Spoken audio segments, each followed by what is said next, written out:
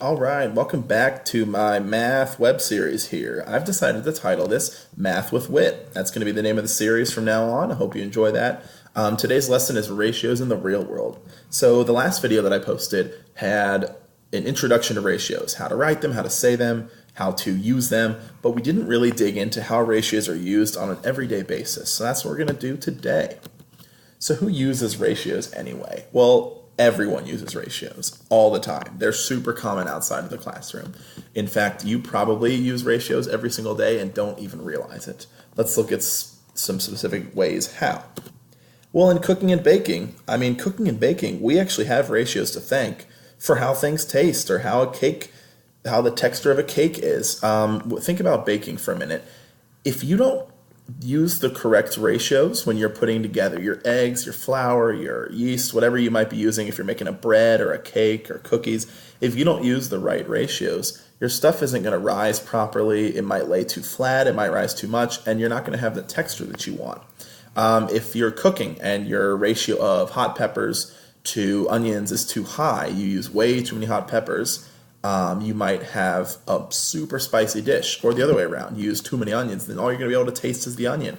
So ratios are super duper important for cooking and baking. It's how we get the things to taste the way we want them to. Oh, when you're shopping, ratios are all over the place. So when if I go to buy a box of cereal and it's $2.99 for 26 ounces, then that is the ratio itself. The ratio is the price versus the ounces.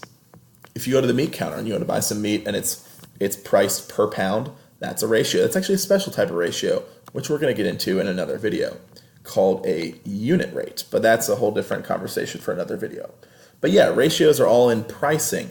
There's the ratio of shopping carts to customers, right? Some, like you would think most customers have shopping carts, but the ratio might be that there are more customers than shopping carts because not everyone's using one, and so on and so forth. So yeah, ratios are all over the place in shopping. In sports, we use ratios. We talk about ratios as the score, right? One team's points versus the other team's points. That's a ratio. You might look at time in 3 periods, or how much time there is in 4 quarters, or whatever it might be. You could look at the ratio as how many players per team. So again, just a bunch of examples of ratios in sports. Videos and video games are super important. That's how they code and program everything, especially when you're talking about the display. If the display on your monitor doesn't have the right aspect ratio, which is the ratio of the width of the screen versus the length, if your aspect ratio is off, then you're not going to be able to see what you need to see. You're going to be too zoomed in or too zoomed out or too stretched or too flattened, whatever it might be. So you need a good aspect ratio to be able to see what you're doing.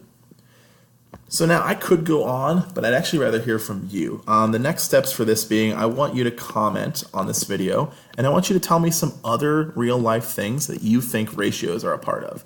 And here's the good news. Pretty much any real life experience or activity or hobby or whatever you can think of is probably going to involve ratios. And I've left a couple big ones out of this video because I want to see if you can think of what I'm thinking of. So comment below, and I look forward to hearing what you come up with. Thank you.